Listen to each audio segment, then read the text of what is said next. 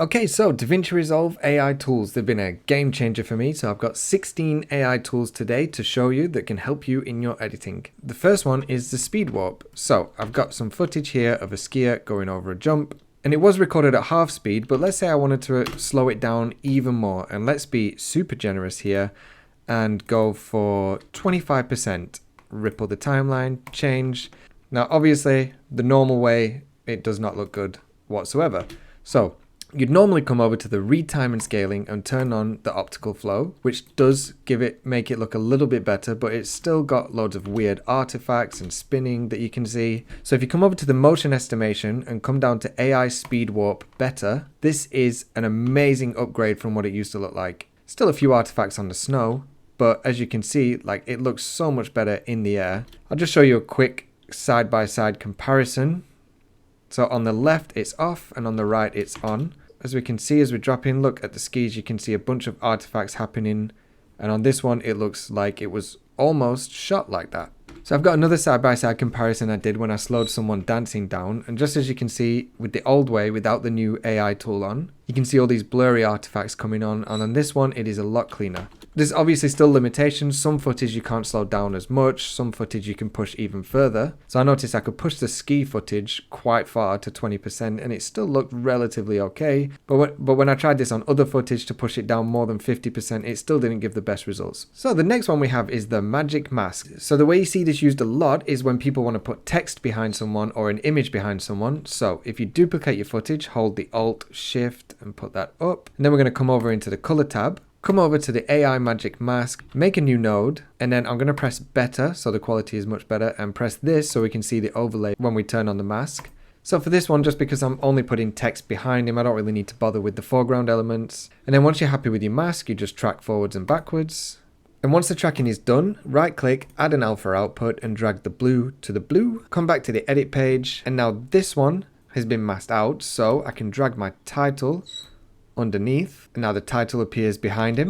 And if I wanted to, I could drag some footage behind him as well of the stuff that he's talking about, and then that creates a nice mask around him and puts that in the background and adds a nice little 3D layer to your footage. Next one, we have the Relight in the color page. So I'm just going to create a new node, come over to effects, type in Relight, drag it down, and this creates a new light source in your footage. So if you have the relighting map preview on, you can see where your light is going to be. And if you make sure that your Open Effects overlay is on, then you can drag it around to where you want. So you have the point source light, the directional light, and it shows you while you're playing it where the depth map is, which is a pretty cool feature, and the spotlight. I'm going to try the directional light on this one, make it a little bit brighter on this side and keep the shadows on this side. So I'm just going to get rid of the preview. So I bumped up the light, added some orange temperature into it just to give it a bit more warmth. So this is actually a pretty cool tool. If you're not super happy with the lighting that you've got on your subject, you can always do a little bit in post. Obviously try and get your lighting right, but it's just a nice little extra tool to have. So the next one we have is the depth map. And this is nice if you want to add a little bit more of a cinematic bouquet in the background. So I'm just going to create a new node on here. Come over to the depth map,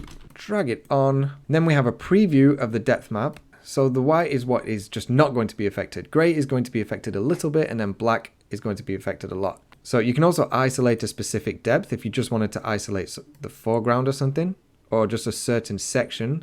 I'm not going to use that one though. I'm going to adjust the map levels, bring the near limit because I want more of him in this focus target. I'll keep some of the trees in. And once you're happy with what you've got, you'll just turn off the depth map preview. A cool thing you can do with this is create a new node and then come over to the defocus background, drag that on, drag the blue to the blue. Then we're going to blur. As you can see, if I pump it way up, then it's blurred a lot more of the background.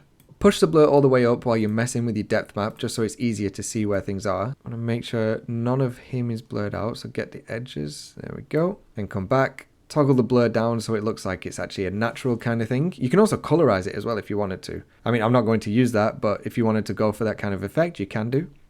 Then just before, after. So it adds some more nice lens blur if you didn't get enough in your camera, because sometimes you just forget the correct lens. Next one is the smooth cut. So I use this a lot for before and afters. So I have a before and an after here. First things first, I'd want to make sure that they match. So I drag my footage onto the top, use the opacity, and try to get the photos as close as possible with the eye lines that I could. And then you come over to your effects, video transitions, smooth cut. I'm going to drag this out a little bit more. And if you click on your smooth cut, you just need to make sure that the mode is on better and speed warp is on. You can add a transition curve if you want. Yeah, for a simple before and after, I'm happy with that. Obviously, if they've got different hairstyles or things have changed, it's not going to work perfectly, but it's still a lot better than just using a simple crossfade for things like this. Another time that I use it quite a lot, and it works a lot better for these kind of situations, is when you have a sat down interview and they're not very animated and you've made some cuts along the way, like these ones. It obviously can be a little bit jarring. So I've right clicked and added my smooth cut as a standard transition. And then I'm just going to highlight my footage, timeline, and add transition. Or you can just press Ctrl T. I'll just delete the first and the last one because I don't need it there. And now it creates a nice smooth transition between the clips, and you can barely tell there was even an edit there. So the next one is about cutting your A-roll. So I've got an interview here with silences and gaps that obviously normally I'd have to go through myself. I'd have to come over here, make a cut, ripple delete, make a cut, ripple delete, and carry on doing it that way. So if you've got a bunch of clips one after another, I'd recommend just compounding the clips for this one so that you can do them all at the same time. So with your clip highlighted, come over to clip, then come down to audio operations, ripple delete silence. And what this does is the threshold is how quiet it has to be for it to delete the sound. And just zoom in and make sure none of the actual audio is being cut off, and that's good. So the prehead will choose how many frames to save after a cut before it starts again. I usually leave it around 2, and then the post will choose how many frames to save after it's made a cut. And the minimum to strip is it needs to know how many frames of silence it can accept before it cuts. So if you drag that all the way up, you'll notice that they're all disappearing. A lot of my stuff is for social media, so it has to be punchier and quick. And then you press remove, and there you go, it's cut all of the silences for me, and I don't have to do it myself. Okay, next one, Retime music, which is one of the main things that I missed when I came over from Adobe. So if you've got a video that you've done and your music doesn't reach the end of the track that you want it to, come over and find out how long you want your music track to be. So here it is 3 minutes, 27 seconds, and 5 frames. So I'd click on my music track, come over to the AI music editor in the audio tab, and here I know I want it to be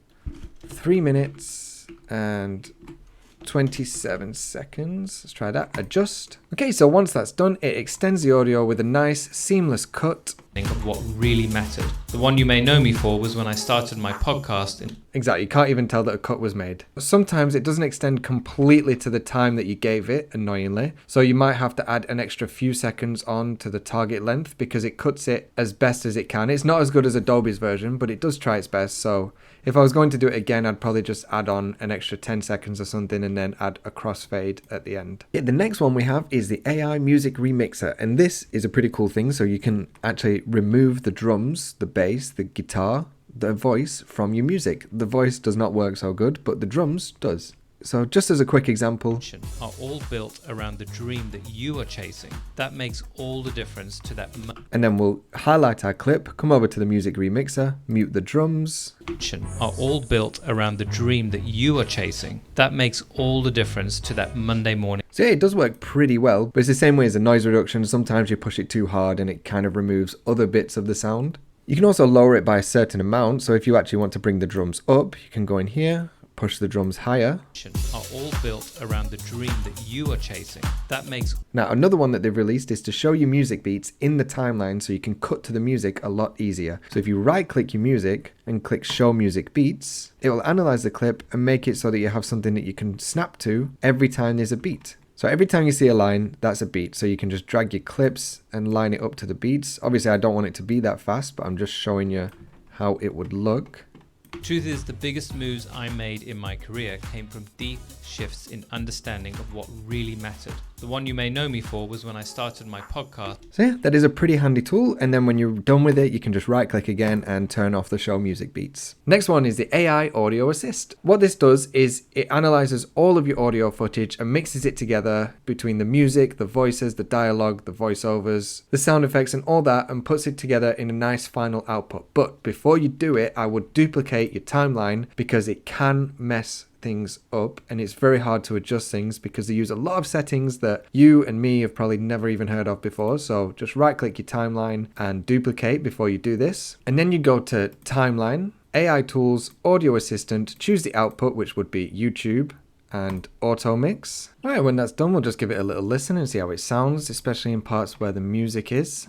Fertility issues, cancer, mood disorders, autoimmune issues. I mean, the list goes on and on. And just as a quick before listen, we can hear Mood disorders, autoimmune issues. I mean, the list goes on and on. So you don't want to ignore this. And there are things. So it has helped out quite a lot, and it is a lot faster than doing it yourself. But to be honest, I'm not a huge fan because I prefer my audio a lot louder than this. But you know, if you don't have time or you're new to Davinci Resolve, I would use this just to get a nice reference point to where you're starting. Next one, AI Reframe. So I use this all the time because I have a lot of handheld content, especially for social media reels, and I can get a little bit shaky and the subject doesn't always stay in the center of the frame. So I'd highlight all my clips in my vertical timeline, come over to the AI Smart Reframe and just press Reframe. Normally, auto is perfect for this and you don't usually have to do anything extra to it. A really good Just scroll through and check all my footage, but I can see because there's something going on in the background here, it has kind of shifted the focus to the people in the background. So for this clip, I would come over to my object of interest, put a reference point, put it around his face,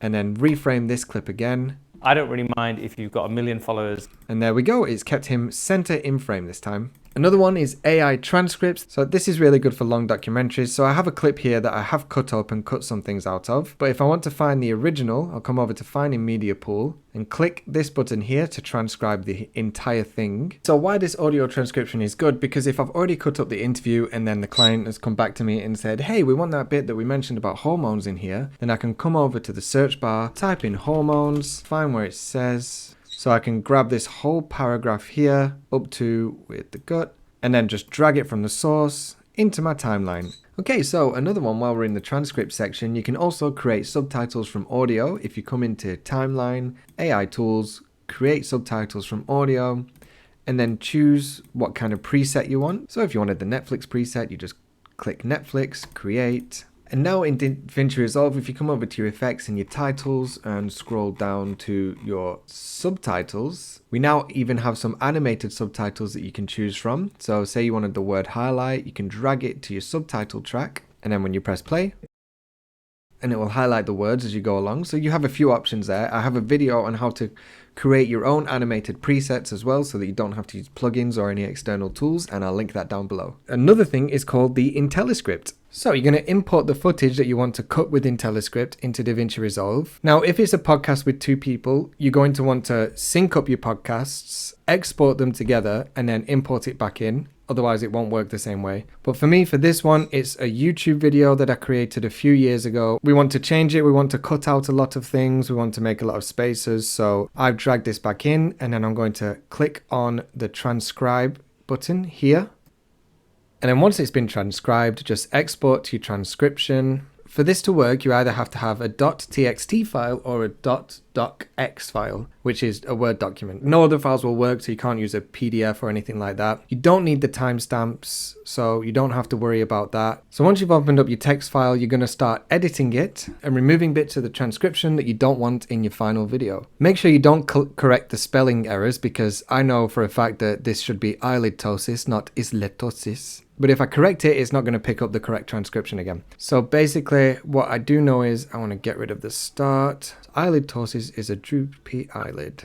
And then go into, so what causes it? And then you'd make as many cuts as you want. Now, a quick tip, if you want, you can use AI to help you narrow things down, but you have to be a little bit specific with it. So make sure you specify that it has to copy your script exactly as it is, spelling mistakes and everything. So you just give it a few instructions. Basically, I want you to cut this down, remove the repeated, remove the mistakes, and make sure not to cut just 1 or 2 seconds from it, but full sentences. Obviously, you'd spend more time doing this if it was actually your project. But once I'd done that, it would then cut more of my script, and then I would come back and paste my new script in, save it. So then once you've got your new script done in whichever way you wanted to do it, you'll come back to your footage, right-click, AI tools, create new timeline using Intelliscript, find your script, open, and there we go.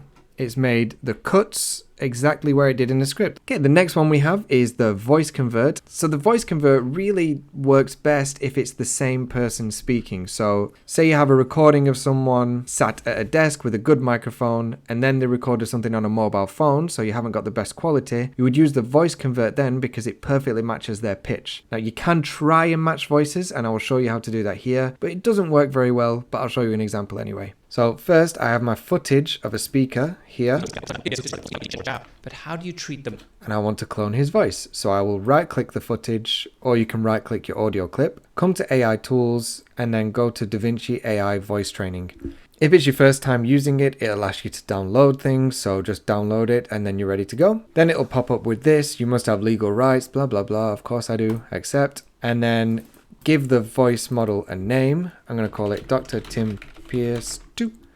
Training accuracy, just leave on better because you obviously want the better one. And start. So it processes the clip for you first and then it carries on working in the background. If you want to see your progress, you can come down here, click this, and so when your voice is cloned, the next thing you're going to want to do is get your video clip or audio form that you want to apply the cloned voice to. Okay, so first I'll show you what he sounds like. In fact, I think it'll increase how natural your patients. And this is me trying to mimic his accent. I'll also reveal how to avoid the most common mistakes that lead to, well, and then once you've done that, you right click it, come to the voice convert tab, and then you should have in your voice models, your new voice model, render. So now here is the cloned audio.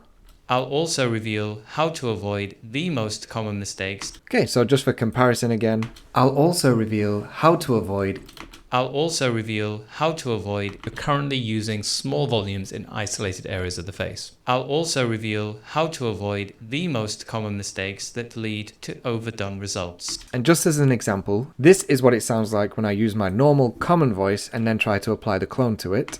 Our Art Codes program is going on sale now for Black Friday. It just does not work. So I had to match the tone of his voice and how he speaks a little bit. Even though it sounds nothing like him, the accent was right there apparently. God knows what accent that is, but there you go. And the last one is the AI voice isolation. You can use it in the edit page or you can use it in the Fairlight page. So here I have an interview where they sat down in a busy area.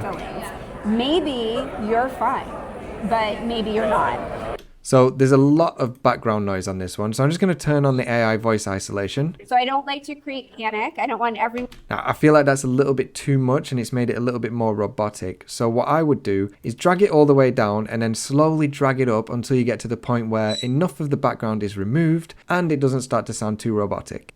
Please don't replace it with another amalgam mercury See, I think that's nice. It's kept some of the background noise, but it's a lot clearer to hear what they're saying. filling. Use a bioceramic or maybe an inlay or an onlay. Okay, there you go. 16 AI tools in Davinci Resolve.